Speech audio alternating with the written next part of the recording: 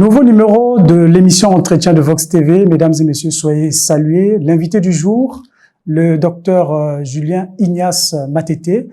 Il est gynécologue obstétricien. Il porte également la casquette de sénateur issu du département du Niari. Docteur, alors bienvenue dans l'émission L'Entretien de Vox TV. Bonjour, monsieur le journaliste. Merci de votre disponibilité.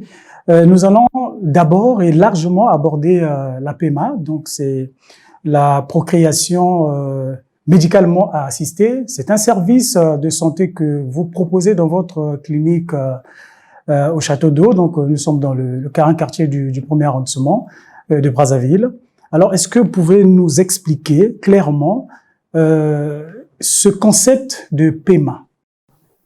Merci. Alors la PMA, c'est en abréviation, mais c'est de la procréation médicalement assistée, ou bien l'assistance médicale à la procréation, l'AMP. Alors, c'est un ensemble de techniques qui consistent à accompagner les couples qui peuvent pas naturellement concevoir. Vous savez que dans le monde, il y a une personne sur 6 qui est confrontée à la difficulté de procréer. Et l'OMS définit donc cette difficulté au-delà d'une année de mariage où un couple vit ensemble et la grossesse n'arrive pas. Il s'agit, dans la plupart des cas, des gamètes qui n'arrivent pas à se rencontrer. Et donc, avec les techniques de la procréation médicalement assistée, médicalement, on favorise la rencontre des gamètes et on conçoit un embryon que quelques jours après, on transfère dans l'utérus maternel. Alors ça, c'est pour répondre aux problématiques de l'infertilité. De l'infertilité. Vous savez bien que c'est un problème très important dans le contexte qui est le nôtre, le contexte africain. Un couple qui n'a pas d'enfant est stigmatisé, accusé de tous les maux, de sorcellerie, mis à l'écart dans la famille et tout.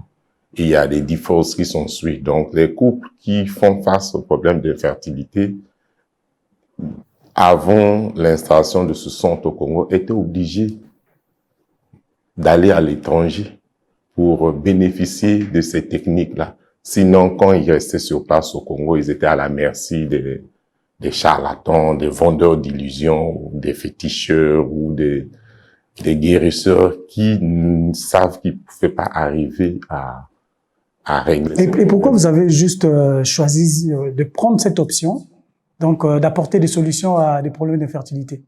Alors, aujourd'hui, avec la médecine, il y a quelques années, on formait des médecins généralistes. Et depuis quelques temps, il y a des spécialistes. Et dans la spécialité, il y a des micro-spécialités. La gynécologie obstétrique est une grande maison où il y a plein de choses. Et donc, nous avons été favorisés par l'État congolais à nous former dans l'infertilité et nous sommes très actifs dans ce domaine. Et vous avez été formé où? J'ai été formé d'abord en gynéco-obstétrique au Congo et au Bénin, parce que autant nous on faisait la formation, la totale n'était pas effective au Congo. Formation en gynécologie? À la base, il faut d'abord être gynécologue obstétricien. Et c'est avec le diplôme de gynécologue obstétricien qu'on s'inscrit en formation d'infertilité. Et ça, c'est une spécialisation? Oui, une micro-spécialisation. Donc, j'ai été formé d'abord en France, en 2012 et 2013, à l'université Paris 6, qui fait partie de la Sorbonne Université. Et après, nous sommes partis en Inde, où j'ai été formé dans 2 universités. D'abord à l'Institut de recherche sur la reproduction humaine, c'est au sud de l'Inde, dans l'état du Karnataka. Et après, à Saigon Academy, dans le nord de l'Inde, dans l'état du Gujarat. Alors, donc, nanti de toutes ces formations, nous avons donc mis en place le centre de l'assistance médicale à la procréation au Congo. Et ça remonte à combien d'années déjà, depuis que vous êtes dans cette technique? Depuis que nous sommes dans cette technique, il faut faire la différence. D'abord, la formation. Congo, bien sûr. Oui. Formé totalement en 2019, j'ai terminé toutes les formations de l'infertilité, mais le centre a été L'installation a pris 2 ans et les premières FIV ont été pratiquées en janvier 2023. Donc, nous sommes à, on va dire, là, mars, 14 mois, oui, exact. Déjà une année. Et alors, bien sûr, en fait, il y a la PMA, donc la procréation médicalement assistée, se confond souvent avec un autre concept, gestation pour autrui, donc GPA. Est-ce que c'est la même chose ou il y a une nuance? Non, c'est exactement la même chose. La GPA, la gestation pour autrui, fait partie de la procréation médicalement assistée. Mais dans le cas de la GPA, l'embryon est conçu et est donné à une autre personne qui porte la grossesse pour autrui. Oui. Par exemple, en France, c'est pas autorisé, mais sous d'autres cieux, en Espagne, c'est autorisé. Docteur, quelles sont les cibles, donc les tranches d'âge concernées par la PMA? Alors, la PMA concerne toutes les personnes qui sont sexuellement actives, qui sont encore en dehors de la ménopause. Les femmes ménopausées ne sont pas concernées. L'avant-ménopause, donc, ne sont pas, l'après-avant ne sont pas concernées. Ce sont des personnes qui sont entre la puberté et la ménopause, donc la vie sexuelle active. Ce sont ces personnes qui sont concernées. Et comment donc se développe cette technique? Comment ça se passe? Comment vous recevez un demandeur ou une demandeuse, un patient, une patiente? Comment vous le recevez et comment vous arrivez à les prendre en charge? Qu'est-ce que vous leur proposez comme service concrètement? Alors, il s'agit là des gens qui viennent en consultation. Il s'agit d'un couple qui arrive en consultation et que nous, médecins, médicalement, on se rend compte qu'il n'y a pas rencontre entre les gamètes. Et à ce moment, on leur propose. Mais sinon, il n'y a pas que la PMA.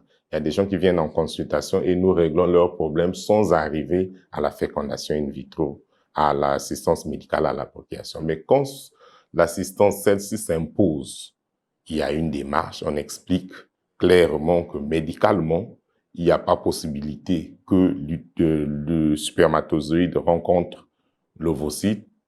Par exemple, dans les cas où les trompes sont bouchées, à ce moment, on leur propose de recourir à cette technologie. Disons oui, justement, recourir à cette technologie. Est-ce que depuis que vous avez commencé, vous avez dit pratiquement donc 14 mois. 14 mois, et combien vous avez déjà pu consulter en termes de statistiques? Combien déjà? Combien de couples ou bien combien de personnes? Alors, nous consultons plusieurs couples, mais ceux qui ont bénéficié de cette technologie, nous sommes à 56 couples qui ont bénéficié de la procréation médicalement assistée. Et nous sommes à près de 6 accouchements parce que nous avons 5 accouchements que nous avons contrôlés. Une patiente qui était allée aux États-Unis qui nous a pas fait le retour du devenu de sa grossesse. Donc, nous, on va dire 5 effectives, la 6e n'est pas. Nous avons 19 grossesses évolutives. Alors, existe-t-il d'autres techniques d'assistance médicale à la procréation en dehors de la PMA? Alors, toutes ces techniques font partie de la PMA. Dans la PMA, vous avez les inséminations. Dans le cas des inséminations, il s'agit donc d'une femme où il y a une stérilité liée, par exemple, à la glaire, où les spermatozoïdes ne sont pas assez efficaces. On réduit leur trajet en intra-utérin, on les traite au laboratoire, on les capacite et on les pose au fond de l'utérus. À ce moment, le trajet devient court, ils peuvent aller féconder. Donc, il y a l'insémination, il y a la fécondation in vitro. Là, on prélève l'ovocyte chez la femme, le liquide ovocitaire folliculaire qu'on prélève, on retire les ovocytes dedans et le spermatozoïde. On les met en contact. Le spermatozoïde féconde l'ovocyte et à l'issue de ça, nous avons un œuf que nous transférons 3 ou 5 jours après dans l'utérus maternel. Mais nous avons aussi l'ICSI, donc l'injection intracytoplasmique. Il y a des spermatozoïdes qui sont immobiles, ils ne bougent pas. Donc, il ne peut pas féconder. En ce moment, nous le prenons, on retire sa queue, on l'injecte dans l'ovocyte. C'est ce qu'on appelle l'ICSI. Et on contrôle 2-3 jours après la fécondation. Et l'embryon obtenu est transféré dans l'utérus maternel. Les embryons surnuméraires sont congelés. Il y a aussi l'IMSI. L'IMSI, en ce moment, on choisit le meilleur des spermatozoïdes par le fort grossissement au microscope. Parce qu'on recueille les spermatozoïdes, vous savez, dans une goutte, on a des millions de spermatozoïdes. Donc, c'est au fort grossissement qu'on le sélectionne le meilleur et on l'injecte dans l'ovocyte pour avoir l'embryon. Et là, parfois, ce sont des personnes anonymes qui sont sollicitées. Non, jusque-là, nous ne travaillons, vu que nous attendons la loi, nous ne travaillons que sur le spermatozoïde du conjoint et l'ovocyte de la. La loi, on va en parler. Est-ce que dans les différentes étapes, est-ce qu'il y a aussi l'intervention chirurgicale qui intervient, puisque vous transférez dans l'organisme de l'être humain? Alors déjà, le recueil des ovocytes se fait dans le bloc opératoire, donc c'est chirurgical. Et la patiente doit être endormie par l'anesthésiste. On fait des ponctions.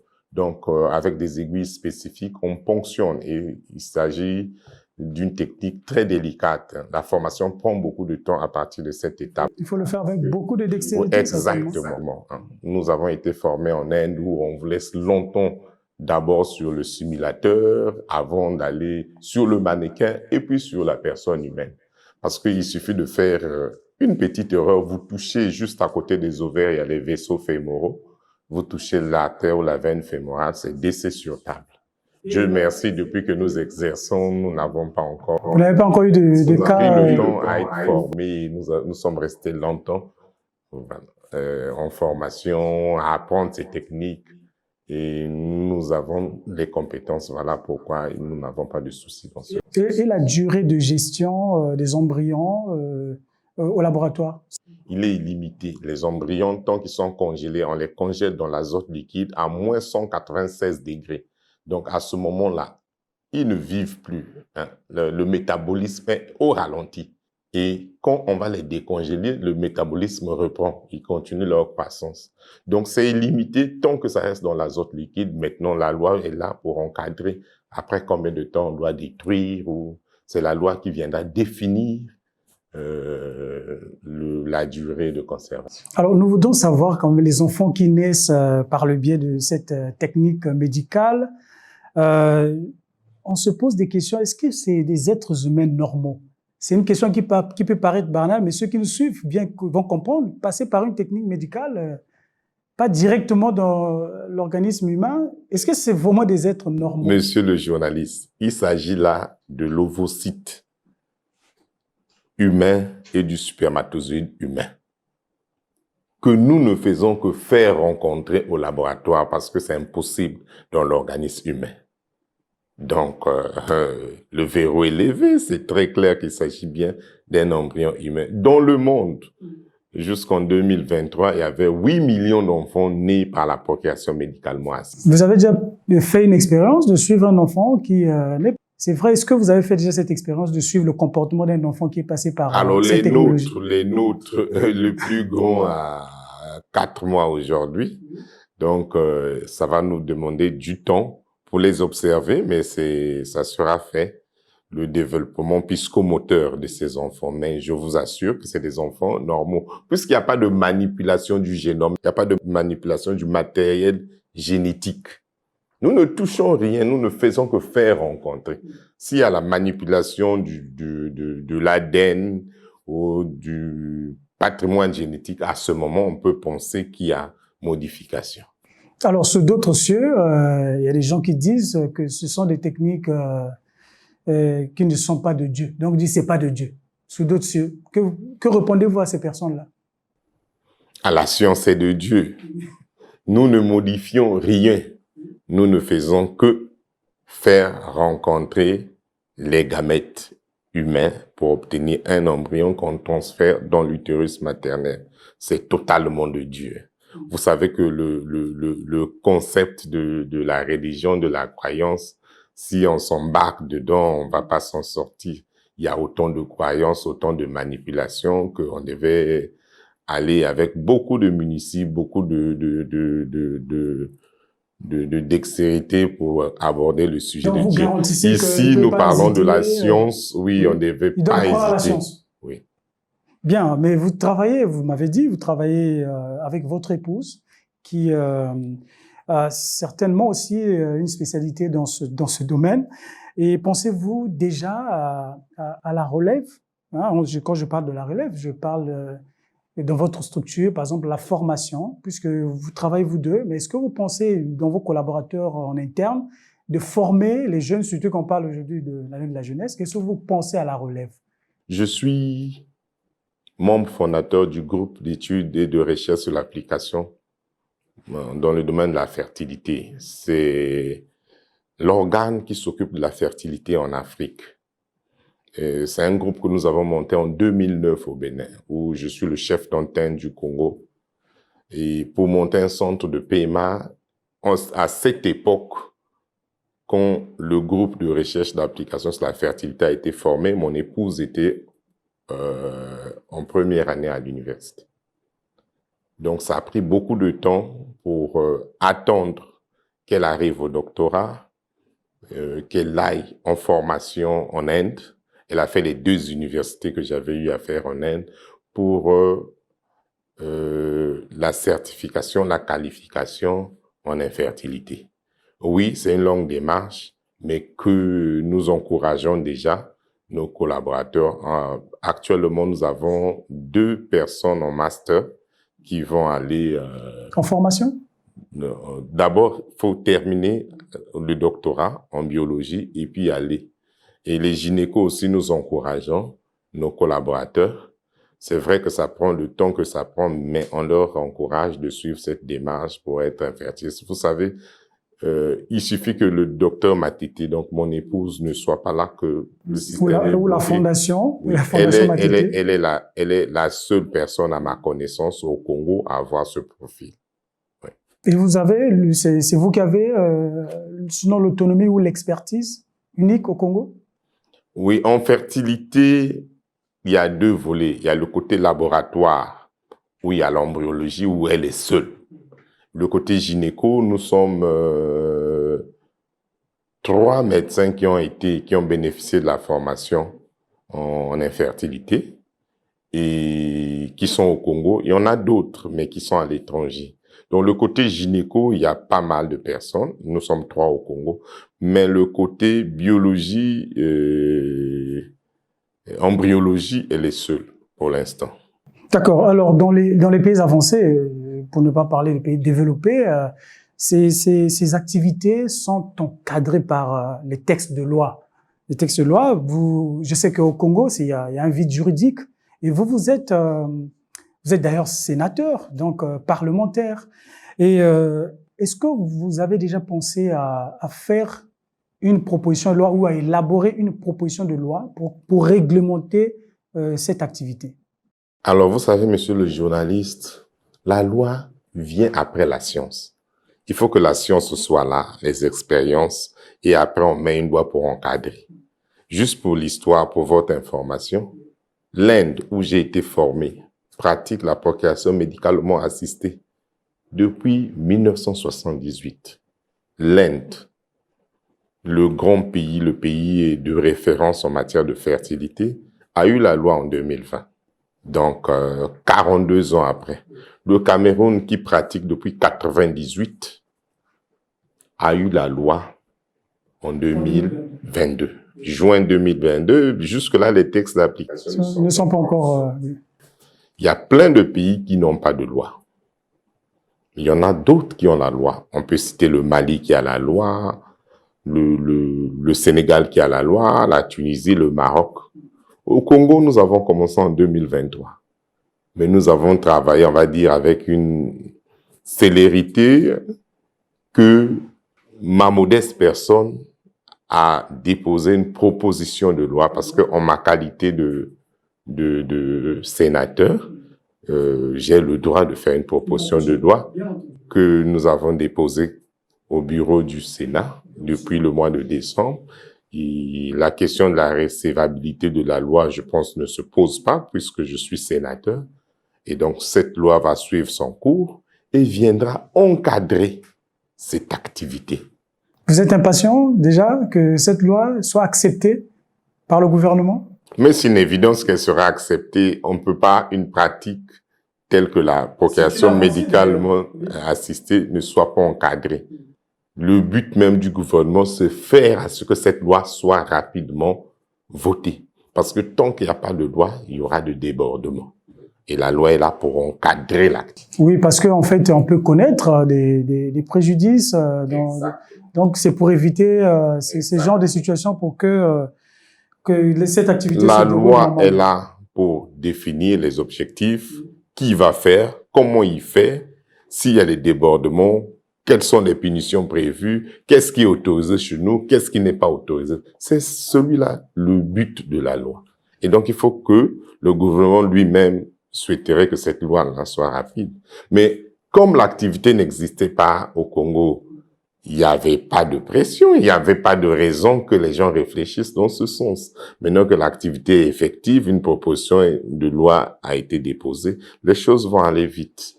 D'accord, puisqu'on fait... Oui, allez-y. S'en féliciter pour la rapidité avec laquelle, exceptionnellement, nous sommes le pays où, en moins d'une année, l'activité commence et la loi suit. Alors, puisqu'on fait déjà écho de votre statut de sénateur, vous l'êtes déjà depuis le 13, officiellement, hein, vous l'êtes donc depuis le 13 septembre 2023. Hein, c'était à l'occasion de la session inaugurale de la 4e législature du Sénat. Nous voudrions savoir pourquoi vous avez voulu devenir sénateur. Être sénateur, pour moi, c'est arrêter d'être en marche. Se morfond dans un coin, dire ils auraient dû faire ceci. Être sénateur, pour moi, c'est être là où les décisions sont prises. Être sénateur, c'est participer au vote de loi, dire son mot, ne pas être dans un coin et subir. Être sénateur, c'est participer activement dans le fonctionnement de la machine politique du pays. Est-ce que c'est un rêve d'enfant ou bien c'est par enthousiasme? C'est par patriotisme. Par patriotisme. Oui. Le fait d'avoir sillonné le monde, de voir comment ça se passe ailleurs. Et on se dit non, on va pas rester que médecin. On doit accompagner l'État. Vous savez, dans ce pays, si chacun jouait pleinement son rôle, le Congo irait mieux. Dans le domaine qui est le mien, je suis formé gynécologue obstétricien, je suis membre de l'international, c'est la Société internationale de fertilité, donc International Society of Fertility, et je ne pratique pas la PMA au Congo. Le Congolais, les Congolaises, le couple congolais doit aller à l'étranger pour aller bénéficier de ce soin et je suis membre du bureau. C'est me mettait dans une position inconfortable. Et nous avons fait de notre mieux pour ramener cette technologie au Congo. Ramener cette technologie au Congo, c'est accompagner la politique du président de la République. Alors, pour revenir un peu à votre statut de sénateur, alors vous êtes membre de la commission en charge de la santé, donc rapporteur même de la commission.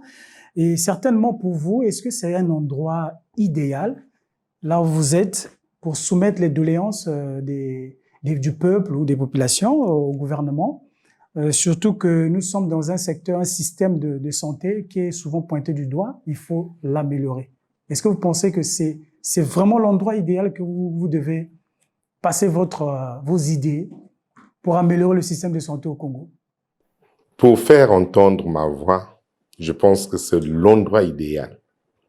Parce que, en ma qualité de sénateur, je suis contrôleur de l'action du gouvernement. Nous avons cette mission de contrôler le gouvernement, d'interpeller le gouvernement.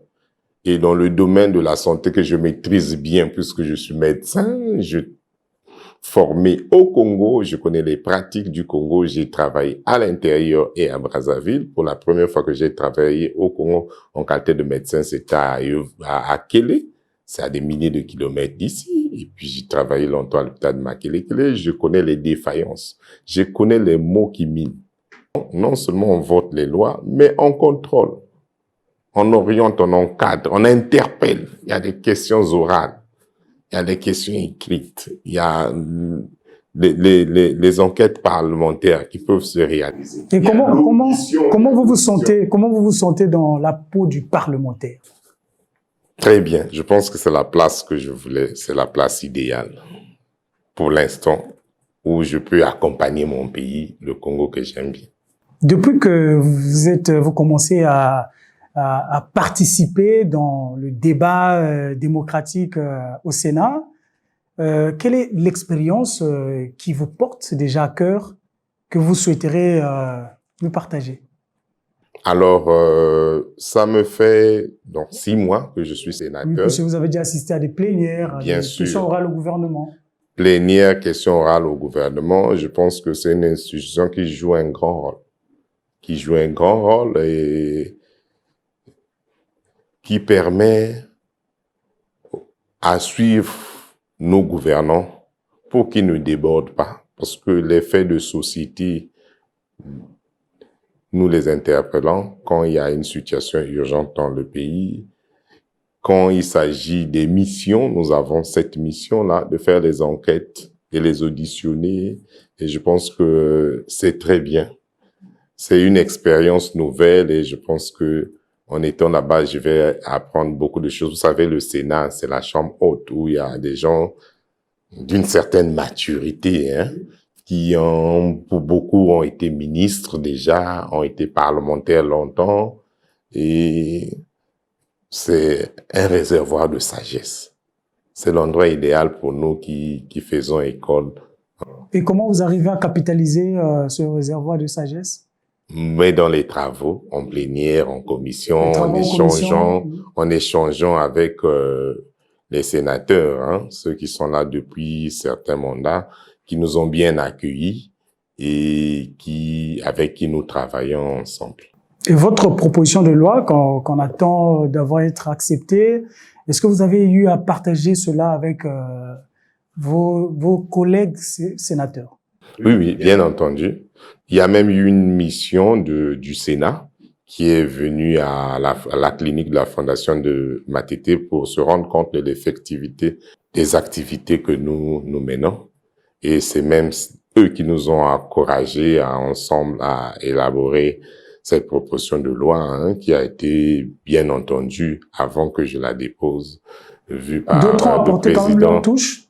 Le président de ma commission qui a regardé, nous avons travaillé longtemps ensemble, le vénérable professeur Ekunzola, qui est mon formateur, c'est lui qui m'a formé à l'université en gynécologie obstétrique.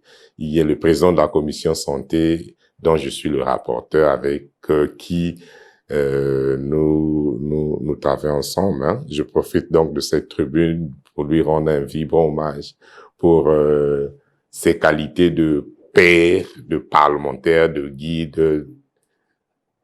D'accord. Alors, nous tournons pratiquement à la fin de cette émission. Un mot particulier que vous souhaiterez dire à ceux qui nous suivent? Alors, à ceux qui nous suivent, il y a à l'endroit des populations qui se rendent compte qu'il y a effectivement la procréation médicalement assistée. Le fait d'aller à l'étranger, il y a plein de paramètres qui influencent. Il y a d'abord le côté budget. Nous sommes une fondation où la procréation médicalement assistée a le tarif le plus bas. Ils peuvent le vérifier, comparé à toute la sous-région. Oui. Ce qui pèse en procréation médicalement assistée, c'est les médicaments. Donc, côté coût et côté étranger, le fait de sortir du pays, il y a plein de paramètres qui influencent le stress, les charges et tout. Il y a des patientes qui sont venues chez moi en consultation, c'est l'occasion de le dire, qui ont voyagé avec les spermatozoïdes sous les aisselles pour aller faire une procréation médicalement assistée au Cameroun. Vous savez que c'est voie à l'échec, tout ça. Mais le fait que vous venez de l'étranger, les gens se disent que vous avez de l'argent à dépenser. Quand vous avez, avec les revenus que nous avons là, vous êtes allé faire une paiement au Cameroun à côté, que vous avez dépensé 5 millions, vous rentrez épuisé. Donc, au lieu de voyager, voilà. Ça vous réduit déjà les charges financières. Sur place, oui. Le médecin sait qu'à ce moment, les conditions ne sont pas bonnes pour faire. Il faut d'abord corriger certaines anomalies. On prendra le temps et vous êtes sur place. Mais à l'étranger, souvent, il y a des débordements. Parce que quelqu'un qui voyage avec des spermatozoïdes, déjà, il faut que ça soit recueilli au centre. Et recueilli ailleurs, même à Brazzaville, nous ne prenons pas. Il y a aussi des problèmes de conservation. Exactement. Mais qu'est-ce qui vous prouve que le spermatozoïde que vous recevez appartient à cette personne? Tout ça doit être contrôlé. Donc, déjà que si c'est pas recueilli sur place, on ne prend pas. Et le délai pour qu'on mette dans le bloc warmer pour garder la même température et tout. C'est des paramètres qui font qu'on ait des mauvais résultats. Et donc, à l'endroit de la population qui se rendent compte que effectivement il y a la procréation médicalement assistée au Congo, à l'endroit des collègues médecins, il y en a plein qui travaillent déjà avec nous, des gynécologues qui travaillent avec nous, qui savent ce que nous faisons et qui sont déjà satisfaits par les résultats. Pour les autres qui ne sont pas encore au courant, on leur autorise de venir visiter le centre, de se rendre compte de ce que nous faisons et d'envoyer les malades. Au Congo, dans le domaine de la fertilité, même une hystéroscopie, simple examen avec une caméra, on doit regarder la cavité utérine. Les gens étaient obligés d'aller à l'étranger, alors que ce n'est rien. C'est un examen en 15 minutes, on a fini. Donc, qui viennent travailler avec nous et pour satisfaire notre population qui est meurtrie, stigmatisée par le fait du manque d'enfants. Beaucoup de mariages se disloquent. Beaucoup de mariages. Merci, docteur Julien Ignace Matete. Merci d'avoir accepté notre invitation. Mesdames et messieurs, nous sommes à la fin de cette émission, l'entretien de Vox. Je rappelle que nous avons reçu le docteur Julien Ignace Matete. Il est gynécologue obstétricien. Il porte également la casquette de sénateur. Portez-vous bien et surtout restez scotchés au programme de Vox TV.